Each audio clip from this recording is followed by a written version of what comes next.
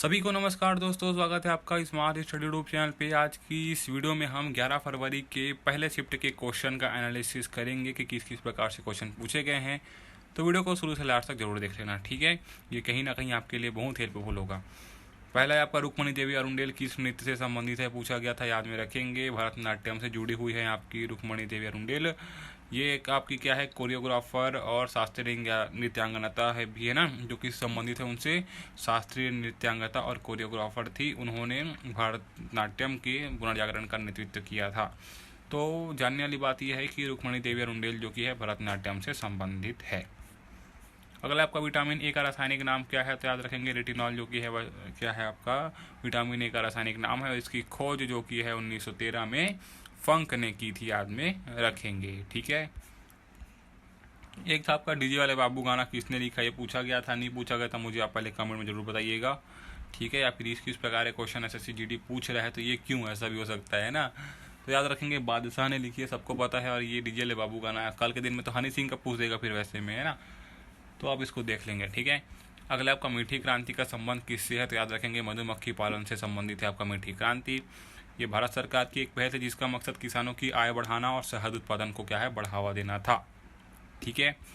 अगला आपका संविधान का भाग किसी एक, यहाँ पास देख सकते हैं आप संविधान का भाग, यहाँ पास प्रिंटिंग मिस्टेक हुआ है दोस्तों की क्वेश्चन क्या है ये समझ नहीं आ रहा, लेकिन आप एक बार देख लीजिएगा कि संविधान के भाग में क्या है। भाग 2 में नागरिकता से जुड़ा है और वही संघ और राज्यों के अधीन सेवाओं से जुड़ा है, याद में रखेंगे। तो ये चीज़ें है ना। इस क्वेश्चन का कुछ समझ नहीं आ रहा है क्या है, एक ने भेजा था तो मैंने इसको वैसे ही रख दिया है, तो देख लेना क्या है ना।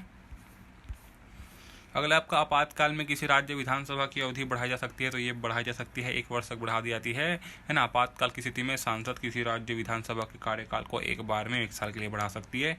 यह प्रावधान भारतीय संविधान के अनुच्छेद 352 के तहत है, याद में रखेंगे, ठीक है।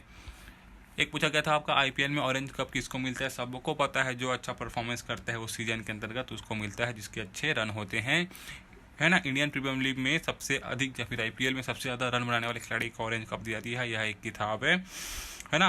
ऑरेंज कप पाने वाले खिलाड़ी की निरंतरता, कौशल और सीजन के दौरान उसके प्रदर्शन के क्षमता को क्या करती है, यहाँ पर सराहा करती है और उसको क्या है ऑरेंज कैप देती है, ठीक है।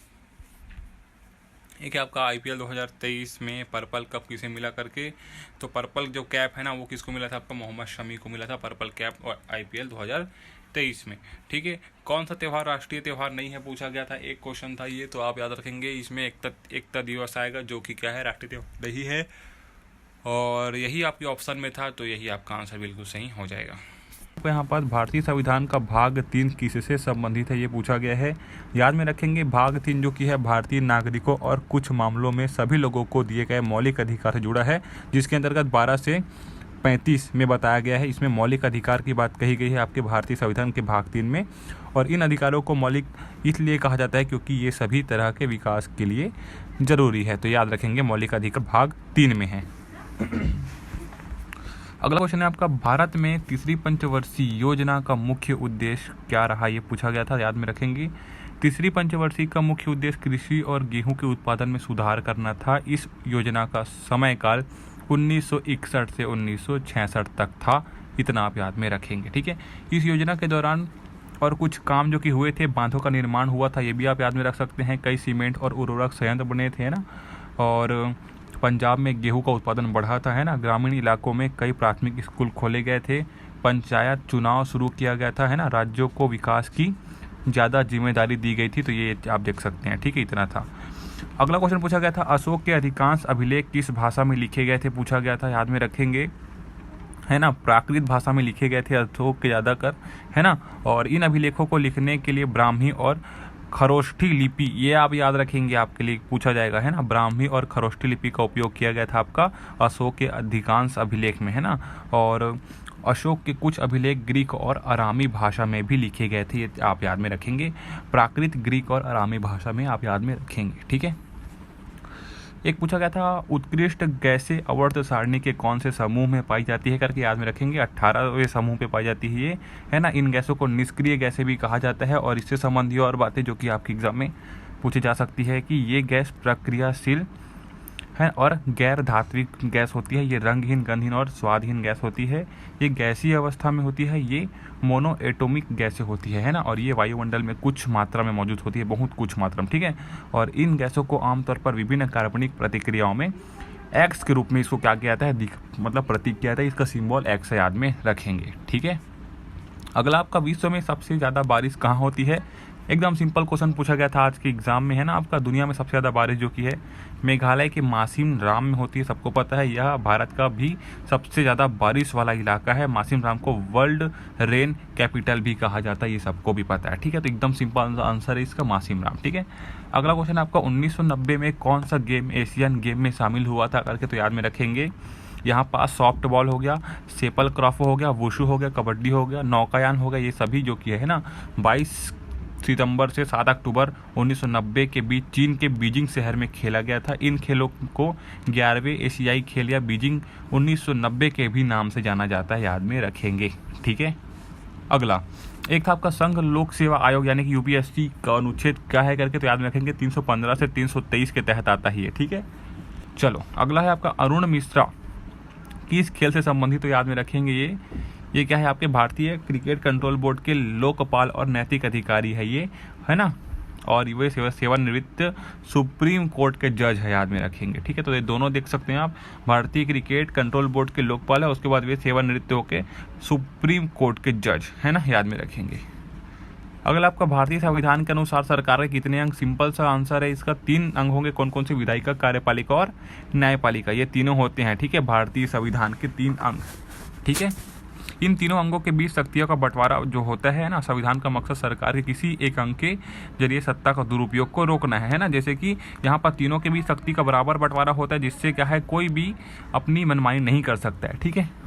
अगला आपका 2011 की जनगणना के अनुसार भारत में लिंगानुपात कितना रहा, ये पूछा गया है, याद में रखेंगे। एकदम सिंपल क्वेश्चन है, हर एक आपके एसएससी के हर एक एग्जाम में पूछा गया है, तो आगे भी पूछा जाएगा ये, याद रखेंगे। 943 था, यानी प्रति 100 पुरुष पर 943 महिलाएं थी, है ना। यह साल 2001 की जनगणना के मुकाबले 10 अंक की बढ़ोतरी थी, ये याद में रखेंगे, है ना। ये इंपॉर्टेंट है आपके एग्जाम के लिए। और देखिए कि इसमें साल 2011 की जनगणना के मुताबिक भारत में बाल लिंगानुपात 919 था, यानी 0 से 6 साल के बच्चों के, है ना, हर 1000 पुरुषों पर 919 महिलाएं थी, ठीक है। और 2011 की जनगणना के मुताबिक हरियाणा में सबसे कम बाल लिंगानुपात था, इसको याद रखेंगे आप, ठीक है। हरियाणा में सबसे कम बाल लिंगानुपात था, वही मिजोरम में सबसे ज़्यादा बाल लिंगानुपात है, याद में रखेंगे, ठीक है। तो हरियाणा और मिजोरम याद रखेंगे, हरियाणा में सबसे कम बाल लिंगानुपात है और मिजोरम में सबसे अधिक बाल लिंगानुपात है। ये पूछेगा आपके एग्जाम में, देख लेना। अब इसमें और देख सकते हैं कि 2011 की जनगणना के मुताबिक कुछ राज्यों का लिंगानुपात यहाँ पा सकते हैं। गोवा का 996 सबसे अधिक है, तमिलनाडु में 979 है ना, और मणिपुर में 985, ओडिशा में 973। लिंगानुपात का मतलब है प्रति 1000 पुरुषों पर महिलाओं की संख्या, तो याद में रखेंगे, ठीक है। तो सबसे ज़्यादा कहाँ है, गोवा में, इतना आप याद में रखेंगे, ठीक है। एक आपका टिप्पणी किस राज्य का एक नाटक नृत्य है, ये पूछा गया, तो याद में रखेंगे गुजरात का है ये एक, है ना। और यह नृत्य सौराष्ट्र के चोरवाड़ क्षेत्र में उत्पन्न हुआ था, इसे चोरवाड़ की कोली महिलाओं ने बनवाया था, ठीक है, याद में रखेंगे। और इसमें क्या हुआ जाता है, इस नृत्य में ना, इस नृत्य में 2 लंबी लकड़ी की छड़ें होती है। इन छड़ों को एक वर्गाकार लकड़ी या लोहे के ब्लॉक से जोड़ा जाता है। इस नृत्य में महिलाएं 2 विपरीत पंक्तियों में गाती है ना। और इस नृत्य में जज, मंजीरा, तबला, ढोल और शहनाई जैसे वाद्य यंत्रों का इस्तेमाल भी किया जाता है, ठीक है। कौन से नृत्य में, टिप्पणी नृत्य में, कहाँ की है, गुजरात की, ठीक है। एक है आपका पंडित शिव कुमार शर्मा किस वाद्य यंत्र से संबंधित है, इनका जो संबंध है वह संतूर वादक है ये, है ना। पंडित शिव कुमार जो शर्मा है वो, संतूर एक कश्मीरी लोक वाद्य यंत्र है जिसमें पंडित शिव कुमार शर्मा को भारतीय शास्त्रीय संगीत में संतूर को लोकप्रिय बनाने के लिए श्रेय दिया जाता है, ठीक है। क्वेश्चन पहला था आपका पानीपत का प्रथम युद्ध कब हुआ, ऐसे करके, तो याद रखेंगे पहला युद्ध जो कि है 21 अप्रैल 1526 को लड़ा गया था, और इसने इस इलाके में मुगल साम्राज्य की नींव रखी थी, याद में रखेंगे, पानीपत की, है ना, प्रथम 21 अप्रैल 1526 को, ठीक है। एक है आपका कलिंगा नृत्य किस राज्य से संबंधित है करके, तो याद रखेंगे उड़ीसा राज्य से संबंध है आपका कलिंगा नृत्य का। यह समरिक नृत्य है और इसे कलिंग महोत्सव के दौरान किया जाता है, ठीक है। कलिंग महोत्सव के दौरान कलिंगा नृत्य किया जाता है। यह त्यौहार जनवरी से फरवरी में मनाया जाता है, ठीक है। तो यहाँ पास 3 पॉइंट निकल के आया गया ना। अगला देखते हैं। अगला क्वेश्चन है कुचिपुड़ी नृत्य किस राज्य से संबंधित है, पूछा गया है, याद में रखेंगे।